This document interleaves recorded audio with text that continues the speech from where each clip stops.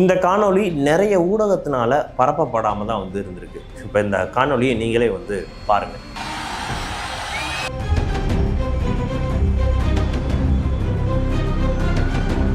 So இப்போ நீங்கள் பார்த்தீங்க இல்லையா, அது எப்படி விஜய் அவர்களோட ரசிகர்களும் அவரோட அந்த தொண்டர்களும் இருக்கக்கூடிய ஒரு இடத்துல யார் விஜயை பிடிக்காம செருப்பை வீச போகிறாங்க.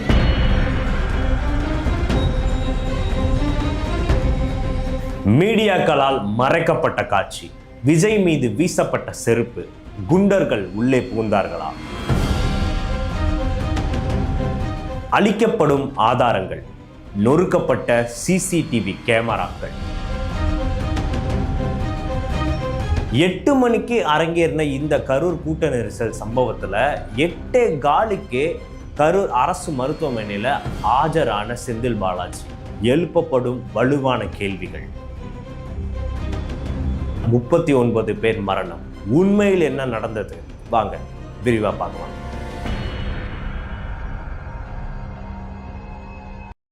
கரூர் பகுதியில் நடந்திருக்கக்கூடிய ஒரு பெருந்துயர் சம்பவம்.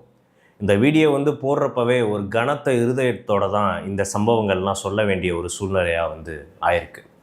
விஜய் அவர்களோட சுற்றுப்பயணம் நேற்று நாமக்கல்ல முடிச்சுட்டு கரூர் பகுதிக்கு போனார்.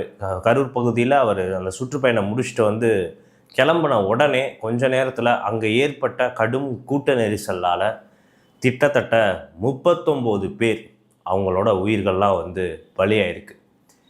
இது வரைக்கும் இந்திய அரசியல் சரித்திரத்திலேயே ஒரு அரசியல் சுற்றுப்பயணம் சமயத்தில் பறிபோன உயிர்களோட எண்ணிக்கையில் இந்த ஒரு சம்பவம் தான் முதல் இடத்துல இப்போ அமைஞ்சிருக்கு. 39 உயிர்கள். அதில் என்ன ரொம்ப சோகமான ஒரு விஷயம்னா, ஒரு 10 பேர் பச்சிளம் குழந்தைங்க, ரொம்ப சின்ன பசங்க. அவங்கெல்லாம் நிறைய பெண்கள் இறந்துருக்காங்க. ஒரே குடும்பத்தை சேர்ந்த 2 பேர்லாம் இறந்துருக்காங்க. ஸோ இந்த மாதிரி அந்த இடமே நேற்று கரூர் பகுதியே ஒரு மரண ஓலம் ஏற்படக்கூடிய ஒரு இதெல்லாம் ஆயிருக்கு. கரூர் பகுதியில் அந்த கள நிலவரத்தில் என்னென்ன பாதிப்புகள், எப்படியெல்லாம் அந்த சம்பவம் அரங்கேறி இருக்குது, இது எல்லா விஷயத்தையுமே மூத்த பத்திரிகையாளர்களும் இப்போ சமூக வலைதளங்களில் வரக்கூடிய அந்த விஷயங்களை வச்சோம், அந்த ஆன் ஸ்பாட்டில் இருக்கக்கூடிய அந்த ஜேர்னலிஸ்ட், அந்த மக்கள் சொல்லக்கூடிய அந்த கருத்துக்களை வச்சோம் நம்ம ஒரு அலசி நம்ம பார்ப்போம். விஜய் அவர்கள் பேசிகிட்டு இருந்த அந்த சமயத்திலேயே ஆம்புலன்ஸ் தொடர்ந்து போயிட்டு இருக்கக்கூடிய ஒரு சூழ்நிலை கொஞ்சம் சஸ்பீஷியஸாக பார்க்கப்பட்டுச்சு. இதை பரப்புரையில் விஜய் பேசுகிறப்ப மென்ஷன் பண்ணியிருந்தாரு. என்ன நம்ம கட்சி கொடி கட்டிட்டுலாம் ஆம்புலன்ஸ் போயிட்டு இருக்கேப்பா அப்படின்னு மென்ஷன் பண்ணியிருந்தார். அதுக்கப்புறமா அங்கே ஒரு பெண் சிறுமி காணாமல் போயிட்டாங்க. ஸோ அதையுமே விஜய் மென்ஷன் பண்ணி சொல்லிட்டு ஒரு விஷயத்தை மென்ஷன் பண்ணார். காவல்துறையினரெல்லாம் இங்கே இருக்கீங்களா இல்லையா, இங்கே யாரையுமே காணுமே, ரொம்ப கம்மியாக இருக்கீங்களே, மக்களுக்காண்டி வேலை பாருங்கள், ஆட்சியாளர்களுக்காண்டி வேலை பார்க்காதீங்க அப்படின்ட்டு அங்கேயும் மென்ஷன் பண்ணியிருந்தார். இதெல்லாம் ஒரு காஸ் எஃபெக்ட் மாதிரி ஏதோ கொஞ்சம் ப்ரிடிக்ட் ஆயிருக்கும் அப்படின்னு ஒரு சந்தேகம் வருது. இது எல்லாமே தாண்டி முதல் விஷயமா இது ஒரு சதித்திட்டமாக இருக்குமா அப்படின்ற ஒரு கேள்வி பலதரப்பட்ட மக்களால் எடுத்து வைக்கப்படுது. அப்படின்னா விஜய் அவர்களோட கூட்டம், ரசிகர் கூட்டம், அவரோட அந்த கட்சியை சேர்ந்தவங்க தான் அவர் போகிற எல்லா பரப்புரைக்கும் வந்துகிட்டு இருக்காங்க. இதெல்லாம் ஒரு ரசிகர் கூட்டம் தான் அப்படின்ட்டு ஆளுங்கட்சியை சேர்ந்தவங்களும் மற்ற கட்சிக்காரங்களும் தொடர்ந்து விமர்சனம் பண்ணிட்டு இருக்கிறத நம்ம பார்த்துருக்கோம். அப்படி இருக்கிற ஒரு சமயத்தில் நேற்று கரூரில் விஜய் பேசிகிட்டு இருந்தப்ப விஜய் மேலே செருப்பு தூக்கி வீசின ஒரு காணொளி கிடச்சிருக்கு. இந்த காணொளி நிறைய ஊடகத்தினால பரப்பப்படாமல் தான் இருந்திருக்கு. இப்போ இந்த காணொளியை நீங்களே பாருங்கள்.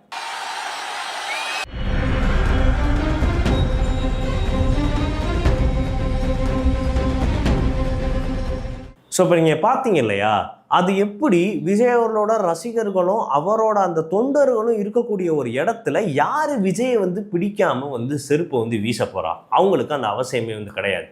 ஸோ இது மூலமாக விஜயை பிடிக்காத யாரோ அந்த கூட்டத்துக்குள்ளே கலந்துருக்காங்களா, எதிர்த்தரப்பினர், விஜயை பிடிக்காத எதிர்த்தரப்பினர் அந்த கூட்டத்துக்குள்ளே கலந்துருக்காங்களா அப்படின்ற ஒரு வலுவான ஒரு கேள்வி எல்லார் மத்தியிலையும் இதை பார்த்ததுக்கப்புறம் எழும்பதான் செய்யுது.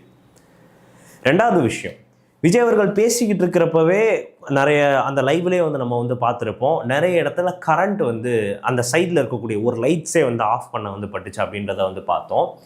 அங்கே இருக்கக்கூடிய மக்களுமே இந்த சோகமெல்லாம் நடந்துட்டு இருக்க அந்த சமயத்தில் நிறைய பேர் அவங்களாவே பாதிக்கப்பட்ட ஃபேமிலியை சேர்ந்தவங்களே நியூஸ்லலாம் பேச ஆரம்பித்தாங்க. அவங்க சொல்கிறப்ப என்ன மென்ஷன் பண்ணி சொல்லியிருக்காங்க அப்படின்னா, ஆனால் பின்னாடி இருந்தோம், எங்களுக்கு இந்த வாய்ஸே கேட்காத மாதிரி அந்த ஸ்பீக்கருக்கு வரக்கூடிய, அதாவது இப்போ விஜய் வந்து பேசிட்டு இருக்காருன்னா கொஞ்சம் தள்ளி மற்ற ஸ்பீக்கர்ஸ்லாம் போட்டிருப்பாங்க இல்லையா, அந்த லாஸ்ட் செட் ஆஃப் ஸ்பீக்கர்ஸோட வயர் எல்லாமே துண்டிக்கப்பட்டுருச்சு. எங்களுக்கு வந்து எதுவுமே வந்து கேட்கல, அந்த இடத்துல கரண்ட்டுமே வந்து இல்லை, அது ரொம்பவே வந்து இருள் சூழ்ந்துருச்சு. நாங்கள் அதனால தான் விஜயை பார்க்கணும் அப்படின்றதுக்காண்டி நாங்கள் முன்னாடி வந்து ஓடி வந்தோம். இது எங்களை வேணுமுனிக்கே முன்னாடி வந்து கொண்டு போக வைக்கணும் அப்படின்றதுக்காண்டியே செய்யப்பட்ட ஒரு செயலாக வந்து எங்களுக்கு வந்து தோணுது அப்படின்ட்டு அந்த இடத்துல இருக்கக்கூடிய மக்கள் பதிவு பண்ணியிருக்காங்க. இந்த ஒரு விஷயமே சோஷியல் மீடியாவில் பரப்பப்படுறப்பவா வந்து இருக்கட்டும், பல பேர் இது அந்த மக்கள் இதை வந்து சொல்கிறப்பவா வந்து இருக்கட்டும், ஒரு சந்தேகம் ஏற்படதான் வந்து செய்யுது. மூணாவது ஒரு விஷயம், ஆம்புலன்ஸ் நிறைய வந்து போய்கிட்டு வந்து இருந்துச்சு. அதில் ஒரு சில பேர் வந்து சொல்கிறது வந்து என்ன அப்படின்னா, இனிஷியலாக இவங்க வந்து நிறைய ஆம்புலன்ஸ் வந்து அனுப்புனாங்க இல்லையா, இதில் நிறைய ஆம்புலன்ஸ் எம்டியாக வந்து இருந்திருக்கு, அதில் வந்து உள்ள ஆளே வந்து இல்லை அப்படின்ட்டு ஒரு சில பேர் குற்றச்சாட்டு அந்த இடத்துல இருக்கிற ஜனங்களே வந்து வச்சுருக்காங்க. இது மட்டும் இல்லாமல் ரொம்ப ரேரான ஒரு சினாரியோவாக இந்த சம்பவம் வந்து மீடியாவில் பெருசாக வந்து வராமல் தான் வந்து இருக்குது.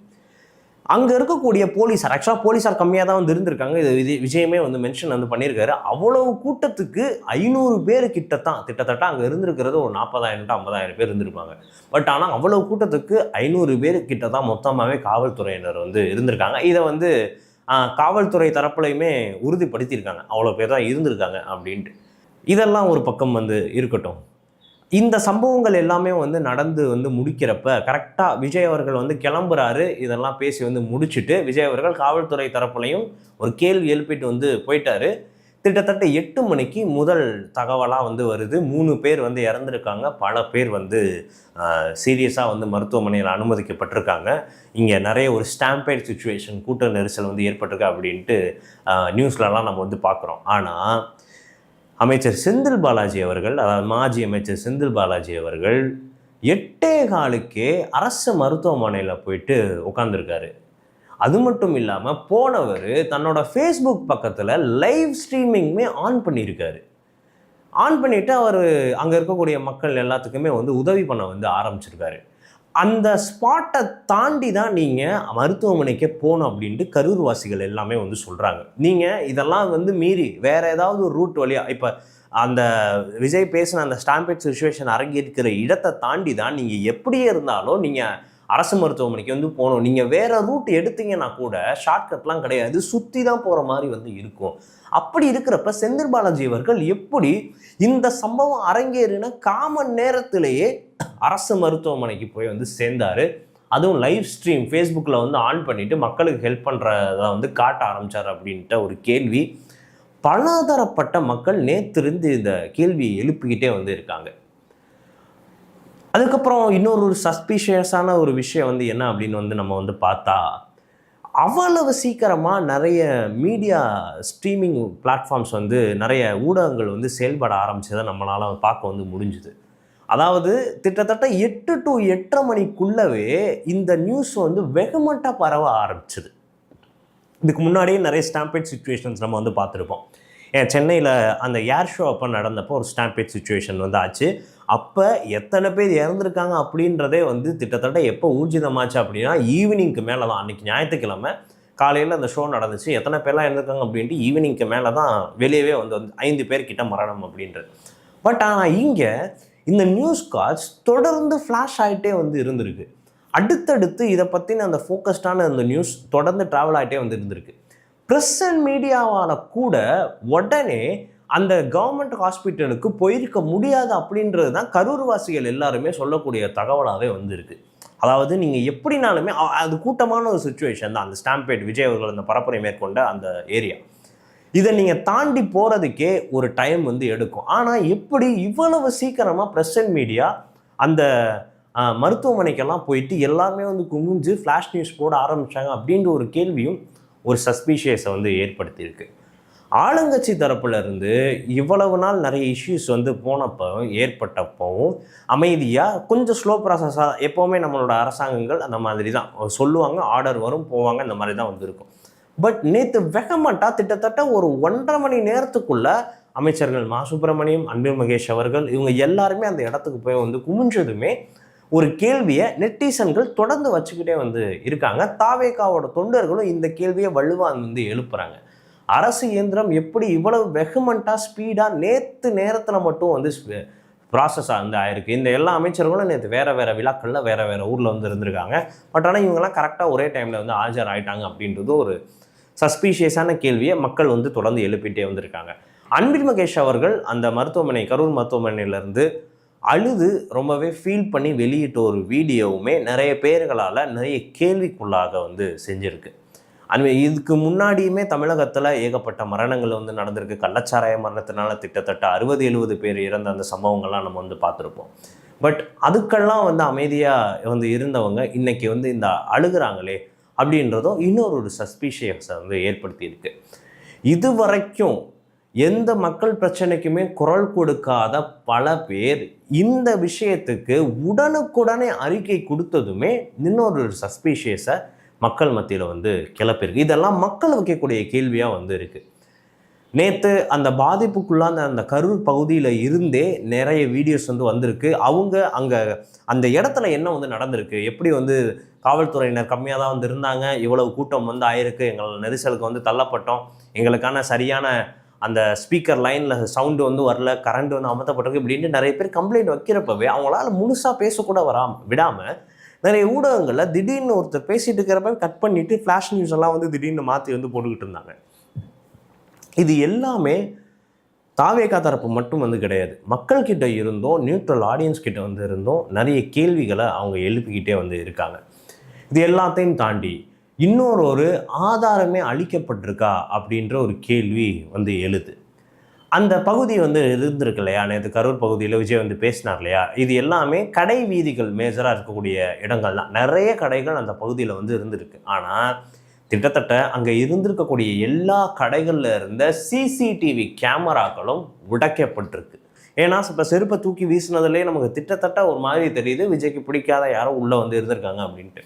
இவங்கெல்லாம் அதை வந்து சேதப்படுத்தியிருக்காங்களா, சிசிடிவிகள் இதனால சேதமாக்கப்பட்டிருக்கா அப்படின்ட்டு ஒரு கேள்வி வந்து எழுது. இந்த சம்பவங்களை சுற்றி இவ்வளவு கேள்விகள் தாவேகா தரப்புலேருந்தும் வைக்கிறாங்க, மக்கள் தரப்புலேருந்தும் வைக்கிறாங்க. திமுக தரப்புலேருந்து இதுக்கு என்ன பதில் சொல்கிறாங்க அப்படின்னா, இல்லை இதெல்லாம் உங்களோட பிள்ளை தான், நீங்கள் தான் சரியாக வந்து பார்த்துக்கணும் அப்படின்ட்டும் இந்த ரெண்டு சைடுமே இந்த பிளேம் கேம் நடந்துட்டு தான் வந்திருக்கு. எது எப்படியோ போயிருக்கக்கூடியது 39 உயிர்கள். இதில் முக்கியமாக குழந்தைகள் நிறைய வந்து இறந்துருக்காங்க. கிட்டத்தட்ட இப்போவுமே வந்து ஒரு 60-70 பேர் வந்து சிகிச்சை பெற்றுட்டு வந்து வராங்க. அதில் ஒரு 12 பேர் கிட்ட வந்து ஐசியூவில் தீவிர சிகிச்சையில் வந்து வந்து பட்டிருக்காங்க. அரசாங்க தரப்புலேருந்து இவங்க எல்லாருக்குமே நிதியுதவிகள் வந்து அனௌன்ஸ் வந்து பண்ணிட்டாங்க. தாவேகா தலைவர் விஜய் சற்று முன் வந்து தங்களோட ஒரு அறிக்கை வந்து மனமுருகி வந்து வெளியிட்டு அதில் வந்து இறந்த எல்லாருக்குமே தலா 20 லட்சம் ரூபாய் எல்லாருக்குமே நாங்கள் வந்து தரோம். இதை கொடுத்துக்கிறதுனால ஈடு செய்ய முடியாது, பட் இந்த டைமில் உங்கள் குடும்பத்தில் இருக்கிறவனா நான் வந்து நிற்கணும்னு ஆசைப்பட்றேன், அதனால் நான் இப்போ தரேன் அப்படின்ட்டும் அந்த சிகிச்சையை எடுத்துகிட்டு வரவங்க எல்லாருக்குமே தலா 2 லட்சம் ரூபாய் வந்து அறிக்கை வந்து அனௌன்ஸ் பண்ணியிருக்காங்க தொகையை. இதுக்கு அடுத்த கட்டம் என்ன வந்து போக போகுது? புசி ஆனந்த் அவர்கள் மேலேயும் தாவேகாவை சேர்ந்த சிடிஆர் நிர்மல்குமார் அவர்கள் மேலேயும் ஆதவ் அர்ஜுன் அவர்கள் மேலேயும் வழக்கு பதிவு செய்யப்பட்டிருக்கு. சாம்பேட் இஷ்யூ அப்படின்ற காரணத்தினால நிறைய பேர் இந்த சம்பவங்களில் புஷ்பா 2 கேஸ் அப்போ அல்லு அர்ஜுன் அவர்களை வந்து கைது பண்ணாங்க. இது ரெண்டுத்தையும் ஒப்பிட்டு வச்சு பேச வந்து ஆரம்பிச்சிட்டாங்க. நிறைய பேர் இதை வந்து ஆர்சிபி அந்த கர்நாடகாவில் நம்ம பார்த்தோம் இல்லையா, அந்த ஸ்டாம்பேட் இஷ்யூவோடுமே ஒட்டி வந்து பேச வந்து ஆரம்பிச்சிட்டாங்க. பட் அல்லு அர்ஜுன் இஷ்யூ வேறு. அங்கே அல்லு அர்ஜுன் வந்து யாருக்குமே சொல்லாமல் முன்னாடியே வந்து போனார். பட் இங்கே அந்த மாதிரி வந்து நடக்கலை. சட்ட ரீதியாக எல்லாமே வந்து போயிருக்கு. இதுக்கு முன்னாடியே விஜய் அவர்களுக்கு திரு எடப்பாடி பழனிசாமியே இந்த விஷயத்தை வந்து முன் வச்சிருக்காரு. இதுக்கு முன்னாடியே விஜய் அவர்கள் போயிருக்கக்கூடிய எல்லா பரப்புரையிலையுமே லேக்ஸ் அண்ட் லேக்ஸில் மக்கள் வந்து கூட்டியிருக்காங்க. அங்கெல்லாம் எந்த ஒரு சம்பவமே வந்து ஏற்படாமல் கரூர் பகுதியில் மட்டும் இப்படி ஒரு கூட்ட நெரிசல் வந்து ஏற்பட்டிருக்கு. இதுக்கு முன்னாடி திருச்சியில் லட்சக்கணக்கான மக்கள் கூடினப்பெல்லாம், மதுரை மாவட்டத்தில், கோயம்புத்தூர் மாவட்டத்திலலாம் லட்சக்கணக்கான மக்கள் ரோட் ஷோவெல்லாம் பண்ணப்பெல்லாம் கூட எந்த ஒரு அசம்பாவிதமே ஏற்படாமல் இருந்தப்ப கரூரில் மட்டும் எப்படி இந்த 40,000 to 50,000 பேருக்கு மட்டும் கூட்ட நெரிசல் ஏற்பட்டிருக்கு, இதை வந்து எல்லாருமே விசாரிக்கணும் அப்படின்ட்டு திரு அண்ணாமலை அவர்களாக வந்திருக்கட்டும், சீமான் அவர்களாக வந்திருக்கட்டும், எடப்பாடி பழனிசாமி அவர்களாக வந்திருக்கட்டும், எல்லாருமே தங்களோட தரப்புல இருந்து காவல்துறை சைட்லேருந்து ஏதாவது குளறுபடிகள் இருக்குது, இதை வந்து விசாரணை கமிஷன் வந்து வைக்கணும் அப்படின்ட்டு தங்களோட இதை வந்து தெரிவிச்சிருக்காங்க. இது எல்லாம் ஒரு பக்கம் வந்து இருக்க நம்ம வந்து மென்ஷன் பண்ணியிருக்கிற மாதிரி 2 தரப்புலையுமே ஒரு சில சிக்கல்கள் வந்திருக்கு. விஜய் வந்து சீக்கிரமாக போயிருக்கணும், இந்த சைடு இவங்களுமே இந்த இடம் விஷயத்தை வந்து சொதப்பியிருக்காமல் இது எல்லாத்தையுமே வந்து கொடுத்துருக்கணும். இது எல்லாத்துக்குமே ஒரு நிரந்தர தீர்வு எதுவாக வந்து இருக்கும் அப்படின்றத நம்ம ஒட்டி வந்து பார்க்கணும். இப்போ தாவேகா தலைவர் விஜய், அந்த தாவேகா மொத்த வட்டமே ஒரு கடுமையான ஒரு நெருக்கத்துக்குள்ளே வந்து சூழ்ந்திருக்கு. அவங்களோட அடுத்த கட்ட நகர்வுகள் என்னவா வந்து இருக்கும் அப்படின்றத நம்ம பொறுத்திருந்து வந்து பார்க்கலாம்.